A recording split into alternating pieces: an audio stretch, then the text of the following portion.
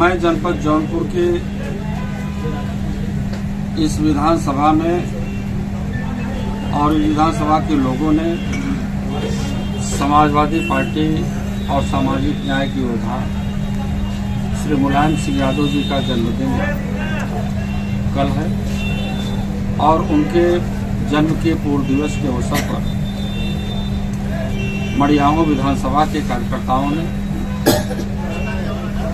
एक ऐतिहासिक कुश्ती दंगल का आयोजन किया।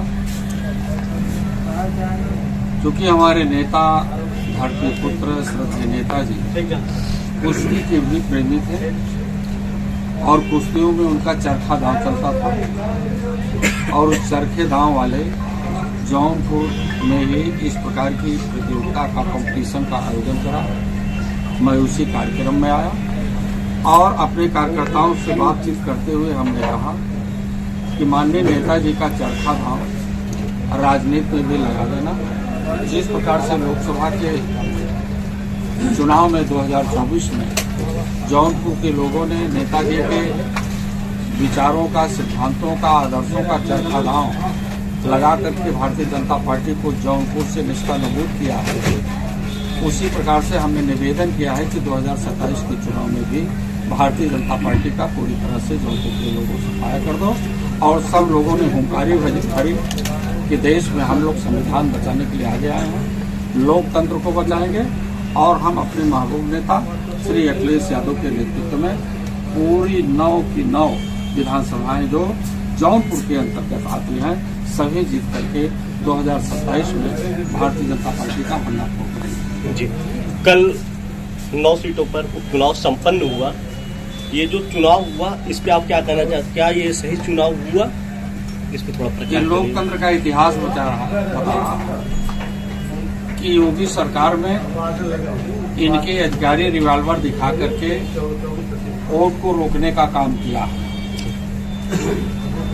और जैसे इन लोगों ने वोट को रोकने का काम किया अपने असलहों के माध्यम से, समाजवादी पार्टी के राष्ट्रीय अध्यक्ष जी ने प्रेस कॉन्फ्रेंस बुलाई और प्रेस कॉन्फ्रेंस के माध्यम से पूरे देश की जनता को बताने का काम किया है कि झूठे और बवाली लोगों की सरकार है।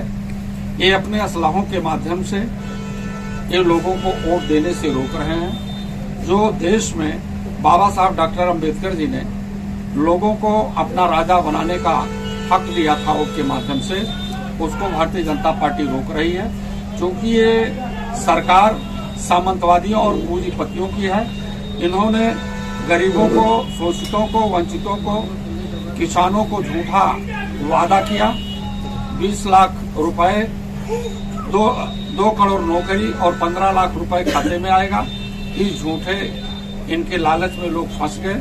अब देश की जनता सड़कों पर खड़ी है अपने खेतों और खलिहानों से निकल करके, अपनी झुग्गी झोपड़ियों से 2027 में समाजवादी पार्टी की सरकार बनाने की उम्मीद। 5 पुलिस कर्मियों के ऊपर जो कार्रवाई हुआ ये समाजवादी पार्टी का कार्रवाई है कि पुलिस की कार्रवाई है? ये समाजवादी पार्टी की कार्रवाई नहीं है।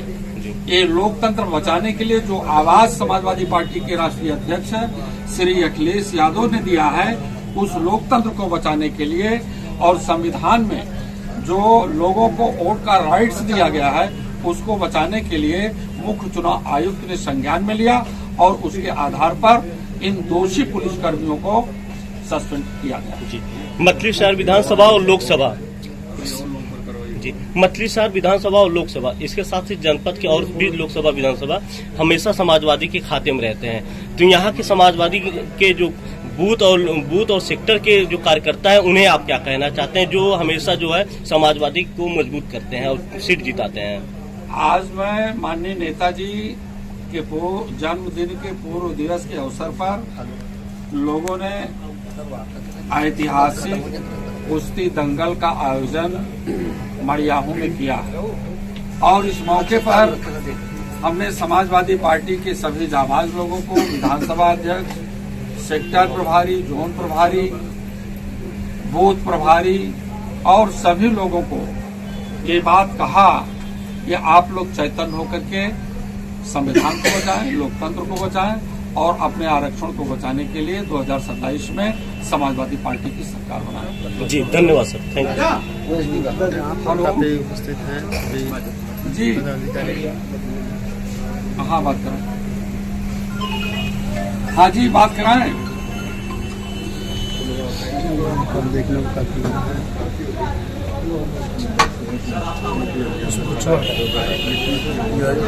है।